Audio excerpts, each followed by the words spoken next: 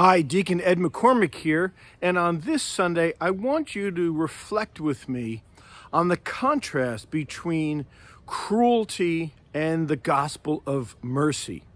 And the reason I'm thinking about the cruelty that abounds in our world and the gospel of mercy and compassion is because today, in today's readings, we celebrate the lives of St. Paul and St. Peter. And the readings for this celebration are filled with stories of cruelty and hope. You see, what these readings present to us is a clash of kingdoms, a clash between the kingdom of cruelty and brutality and injustice and the coming kingdom of God, which is a kingdom of justice and peace, compassion and mercy.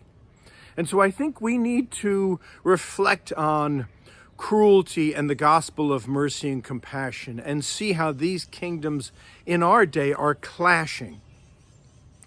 Now, I think for middle-class Americans, it can be easy to forget that we live in a world where the kingdoms are clashing, where there are forces that attack the church and attack Christians. Because we can live in an easy middle-class life, we can be susceptible to forgetting about this.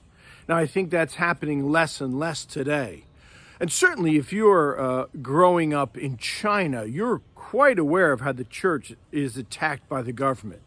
If you're an African American in this country, you're aware that the forces of injustice and cruelty abound. But I think today we're starting to wake up to this clash of kingdoms.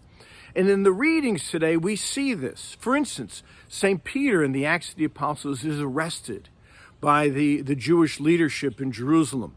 The brother of John, the son of Zebedee, his brother James, is beheaded by Herod Agrippa.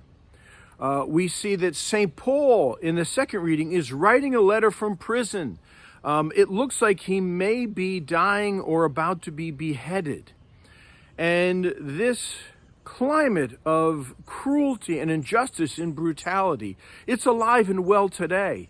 We're witnessing in our country ICE agents regularly arresting people with no due process, putting them in prisons where the conditions are inhumane, the food is terrible, the claustrophobic conditions where people are packed in rooms that are meant for far smaller people. They have no contact with family and with lawyers.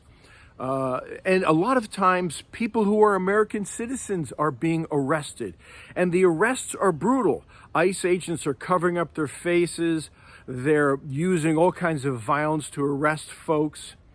We're watching these horrific conditions in the detention centers as well. And we're seeing further features of cruelty and brutality. When the Doge project shut down USAID, one of the things that did was it shut down medicines and food to places like Sudan. And so we're watching children and women and all kinds of people dying now from starvation, dying because they can't get access to basic medicines. So cruelty abounds. But we are disciples of Jesus, and we believe the kingdom of God is coming, the gospel of compassion, the gospel of justice, the gospel of mercy abounds.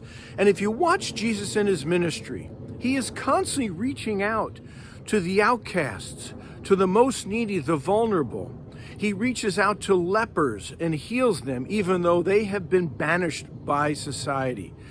He reaches out to the blind, to widows, to orphans, the most vulnerable and needy in society, and he sees them as people. He sees them as persons. He sees their need first.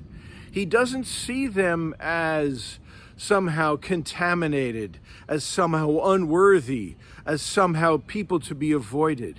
And as disciples of Jesus, we need to be trained by him in the gospel of compassion and mercy. We need to be trained to see the needs of the other, to work for justice and peace if we're going to overcome the forces of cruelty and brutality.